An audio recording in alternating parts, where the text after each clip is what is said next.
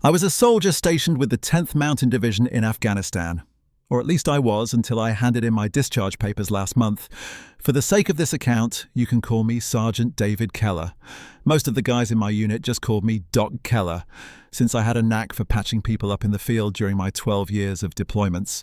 In that time, I witnessed every kind of battlefield wound imaginable. IED blasts, sniper strikes, mortar injuries, and the kind of trauma no human body was ever meant to endure. But what I'm about to tell you is the one mission that made me question everything I thought I knew about life, death, and survival. And it ultimately drove me to leave the military entirely. Our base of operations was a forward operating post in eastern Afghanistan, tucked into the mountains near the Pakistan border. It was one of those rugged outposts that saw constant firefights and insurgent activity, a place where every patrol could be your last. Over the years, I'd been part of countless missions, rescue ops, ambush recoveries, and operations where the line between survival and catastrophe came down to seconds. But the story I'm about to share started long before I ever set foot in that valley. It began on September 17, 2008, in a remote Afghan village about 15 miles outside of Khost. Corporal James "Jimmy" Rowe was 25 years old and had only been in country for 3 months. It was supposed to be another routine evening patrol, the kind where the biggest threat might be a suspicious vehicle or a burst of harassment fire from the hills. At around 2030 hours, Jimmy's squad received a report from locals about armed men gathering near a compound on the edge of the village. It sounded standard, low-level insurgent movement, nothing out of the ordinary. Jimmy's team rolled up in Humvees, dismounted, and approached the compound. What none of them realized was that the whole thing was a setup.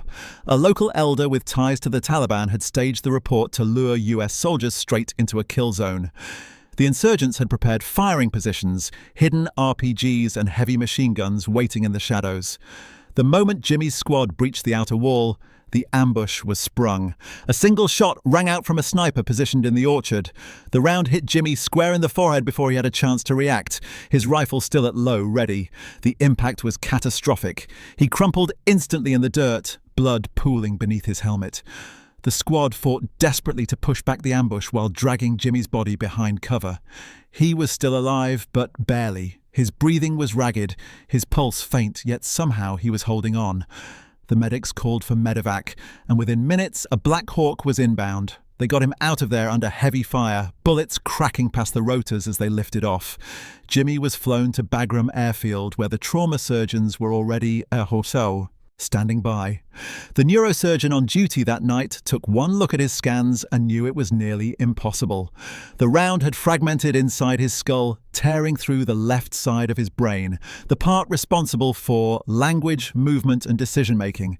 The swelling, the bleeding, the sheer destruction of brain tissue. It was catastrophic. Still, the surgeons went in. The operation lasted nearly 8 hours. They removed fragments of his shattered skull, cleared out clots, and took away a portion of the frontal lobe just to keep the pressure from killing him outright. The bullet pieces were too deep to remove, so they left them where they were and hoped for the impossible, that his brain would somehow learn to live with them. Jimmy survived, but barely. For weeks he lingered in critical condition. He didn't wake. His breathing was mechanical, his body dependent on machines and constant monitoring.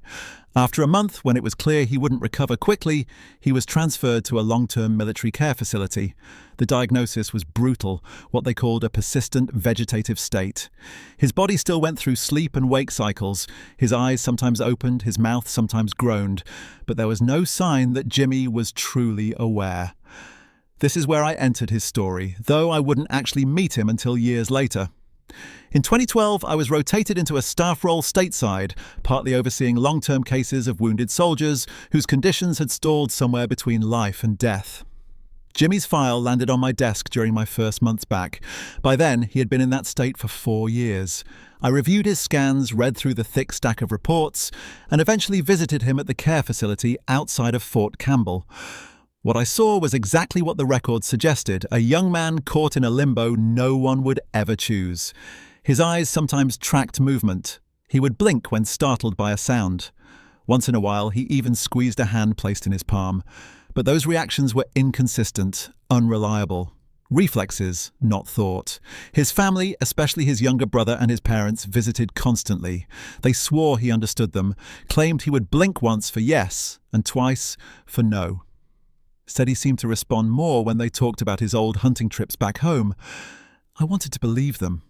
But I'd seen it before, families clinging to fragments, mistaking random twitches for communication. Every time I examined Jimmy, it was the same. The blank stare, the minimal responses, the brainwave patterns of someone hovering just above nothingness.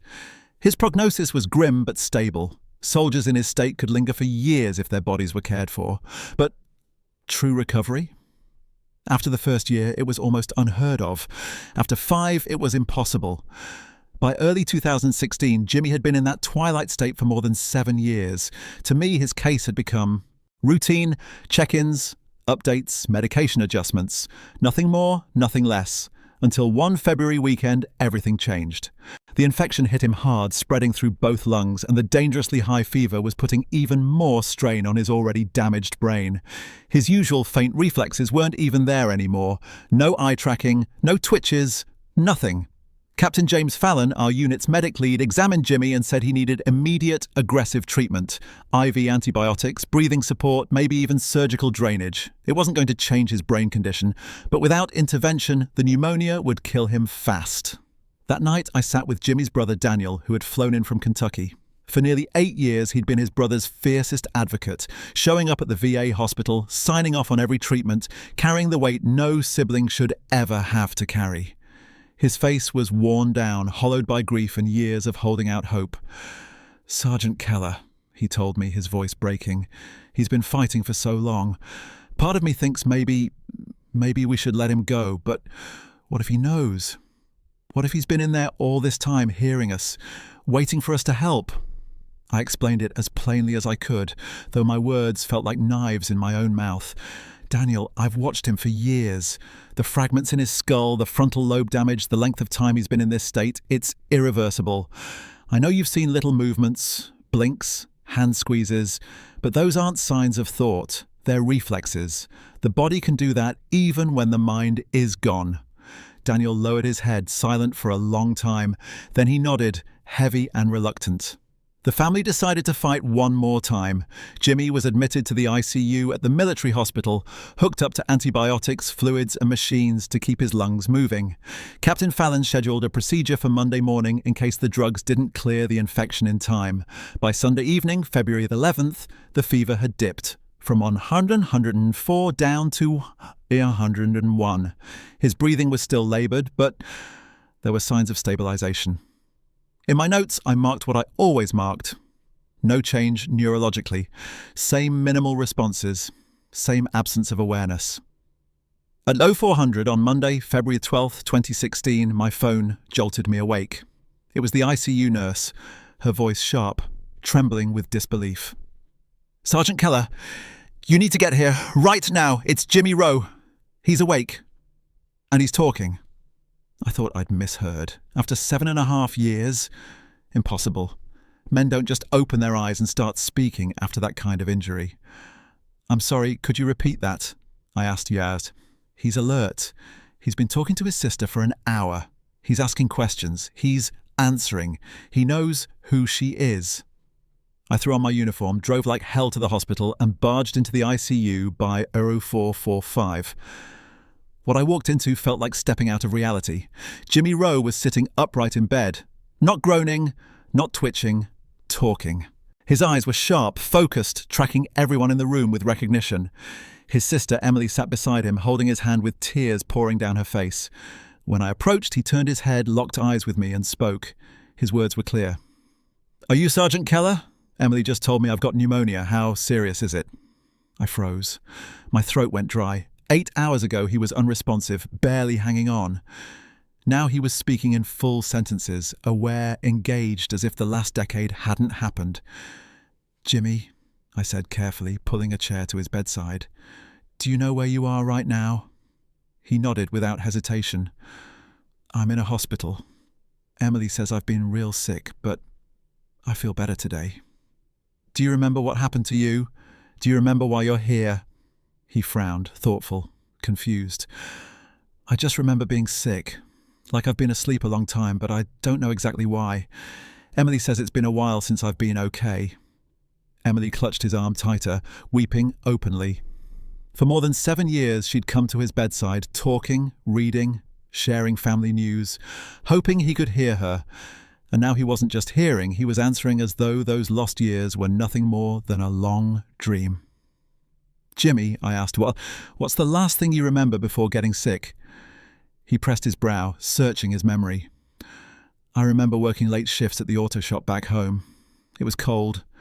I was tired. That's the last clear thing I've got." The last memory he held was from his civilian job before the army. He had no memory of Afghanistan, no memory of the ambush, no memory of the shot that shattered his skull and stole almost 8 years of his life. For the next several hours, I carried out the most surreal examination of my entire military career. Jimmy's mind was shockingly sharp, despite the devastating damage I knew still sat inside his skull.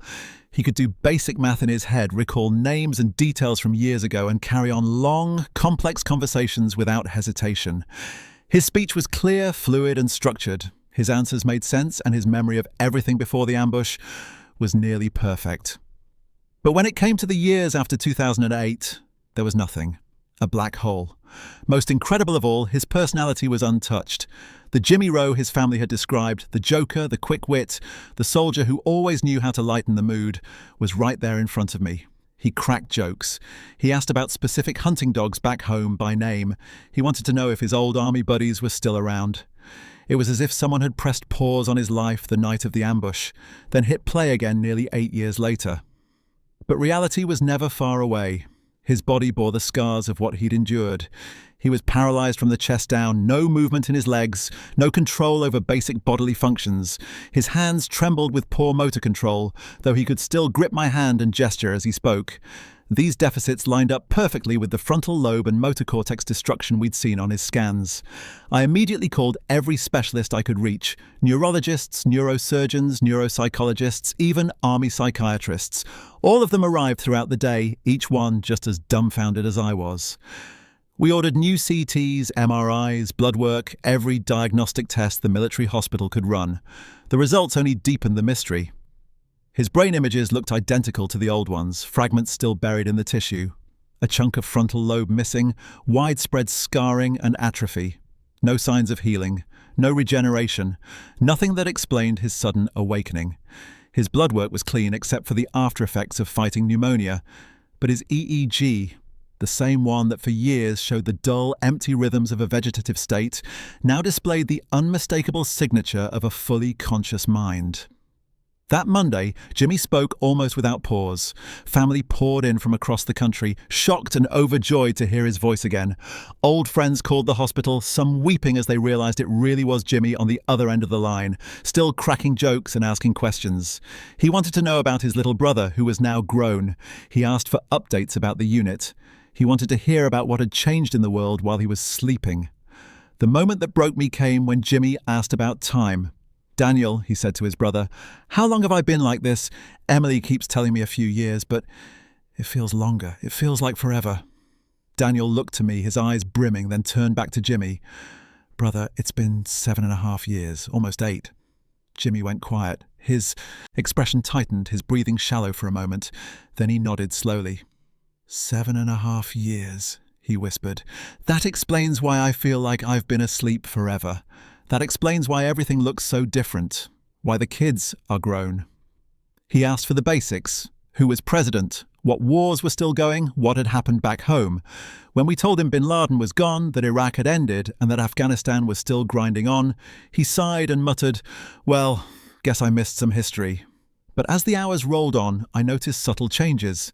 By evening, his spark dimmed slightly. His words slowed. He still answered every question, still recognized every face, but the wild energy from earlier in the day was tapering off. By Tuesday, February 13th, Jimmy spoke less often. He still understood everything, still responded, but the long, detailed conversations were gone. By Wednesday, his answers shrank to simple phrases, mostly yes or no. It was like watching someone slowly sink beneath the surface again. On Thursday, February the 15th, Jimmy went in for the lung procedure Captain Fallon had scheduled days before. The operation itself went fine, but when he came out of anesthesia, that extraordinary window of clarity had nearly closed. He was awake, eyes open, but when asked the time, he just muttered, "Night," even though it was afternoon. When asked his name, he sometimes answered, sometimes didn't. The man who had spent 18 hours reconnecting with his family, asking about his old life, laughing, crying, remembering. It was as if he had slipped back into the prison he'd been trapped in for nearly a decade. In the weeks and months that followed, there were flickers, single words, occasional recognition. Sometimes he'd say yes or no, but the full, articulate, conscious Jimmy Rowe, he was gone, and I couldn't let it go. I spent months obsessing over what had happened during those 18 hours of lucidity. I called colleagues across the military medical system, pored over case studies, combed through every journal I could find. I ordered and reordered tests, desperate for a shred of explanation. The most reasonable theory pointed back to the pneumonia, the stress, the treatment, something about his body's fight against infection triggering a shift we didn't understand. But the truth? No one could explain it. Some of the men I served with tried to explain what had happened that night in different ways. A few suggested that the sheer shock of the ambush, combined with the adrenaline dump from combat, might have jolted him into a state of sharp clarity that couldn't be sustained. Others thought maybe the cocktail of painkillers, stimulants, and whatever field meds he was given had briefly rewired his mind, letting him push through the injuries no one thought survivable. But when we tried to recreate the conditions, same routines, same medications, nothing came close to triggering that same spark in him. He stayed locked in that fog, unable to return to the man we saw for those fleeting hours. Some veterans I later spoke with theorized that the trauma itself, the nearness of death, the edge of survival, had forced some primal survival switch to flip, just long enough for him to reconnect with who he had been. Others believed he may have heard the conversations we'd had over him in the dirt, the way we debated whether he could even make it, and that the looming shadow of death somehow pulled him back for one last fight.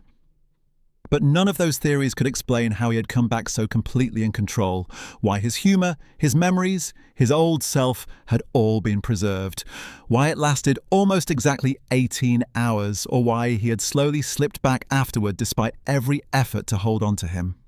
Word spread fast. What happened in that desert valley didn't just ripple through our platoon, it reached the whole battalion. Higher-ups wanted reports, analysts wanted details. Some of the brass treated it like a miracle story of battlefield resilience. Military psychologists and trauma experts wrote case notes and wanted interviews, trying to understand what his brief return meant for the study of combat trauma and human consciousness under extreme stress. But no matter how many explanations were put forward, what we witnessed remained a mystery. The part that haunted me the most wasn't the 18 hours themselves, but what they suggested about the years that came before. If he could wake up in that state, fully aware, sharp, himself, then how much had he known all along, trapped inside his own silence? Every time we had talked near his cot, every time someone insisted his eyes were following the room, or that his breathing shifted when familiar voices spoke, I began to wonder if they had been right. Maybe he had heard everything. Maybe he had been locked inside, screaming silently for years, listening, but unable to break through. His family came to believe it wholeheartedly. They swore he had been there the entire time, taking in every word, every prayer, every piece of news we carried back from home. They said his brief awakening was his way of proving it, that he hadn't been gone, just unable to answer. I wanted to brush it off as wishful thinking, the kind of hope that grief creates, but the way he spoke, the precise memories he carried, the emotion in his voice, the way he instantly recognized faces he hadn't seen in years. It all made it nearly impossible to argue that he had just switched back on from nothing. He didn't last long after that. About 13 months later, he was gone, taken by a blood clot in his lungs, a risk that comes with soldiers left immobile for too long. His death wasn't a surprise, but it felt like the final closing of a door we had all been staring at for years. The mystery of those 18 hours has never left me. Out of everything I experienced overseas, all the fire, all the chaos, that remains the single most unexplained moment of my life as a soldier. In the months between that strange night in the desert and his death, he occasionally muttered single words or short phrases when directly addressed. But he never again displayed the kind of sustained clarity or steady communication I had witnessed during those impossible 18 hours. It was as if he had been granted a brief release from whatever mental prison war had locked him in, just long enough to reconnect with his brothers in arms and let us know he was still there, before sinking back into the haunted silence that defined the remainder of his final months. That incident changed the way I viewed combat and survival. I became far more cautious about declaring that a man was too far gone or beyond hope. I started listening more carefully to fellow soldiers who swore they saw subtle signs in wounded comrades, tiny movements, flickers of recognition, moments of presence the rest of us dismissed as reflex or chance. I also threw myself into understanding trauma psychology, battlefield stress, and the hidden ways the human mind responds to prolonged war. His case showed me how incomplete our grasp of the soldier's mind truly was, and how those who seemed lost might be experiencing more awareness than anyone around them could measure. But more than altering my work as a soldier, his case scarred me on a personal and philosophical level in ways I struggled to face. For months after he died, I lay awake at night wondering what he had lived through in those years of withdrawal. Was he trapped in his own thoughts, screaming silently while we all assumed he was gone? Did he hear our conversations, our gallows humour, our whispers about who might make it home? Did he feel every shake, every touch, every desperate attempt to pull him back? The thought that he might have been fully aware yet voiceless for all that time was almost too unbearable to consider. After that, I found myself questioning every interaction with wounded men I encountered. When I stood over a soldier we thought unresponsive, I couldn't help but wonder, was he listening? Did he understand my words? Was he aware of the choices being made for him? The weight of those doubts started to erode my ability to carry out my duty with certainty.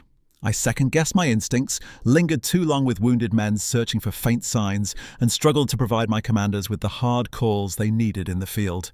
6 months after his death, I was present during another case, a young recruit caught in an IED blast, unresponsive for years. As I explained to his family that recovery was impossible, I noticed a tear slide down his cheek. His family swore he reacted to their voices, that his face shifted when they spoke of sad memories.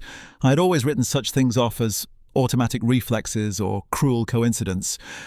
But after what I had seen, I wasn't so sure anymore. What if he had been listening to every word? What if he heard me telling them he was gone? I finished that duty, but deep down, I knew I couldn't continue in the same way. How could I ever again confidently declare that a soldier was beyond reach when I had once witnessed the impossible? 3 weeks later, I submitted my resignation from active combat duty. On paper, I wrote that I was leaving to pursue other opportunities.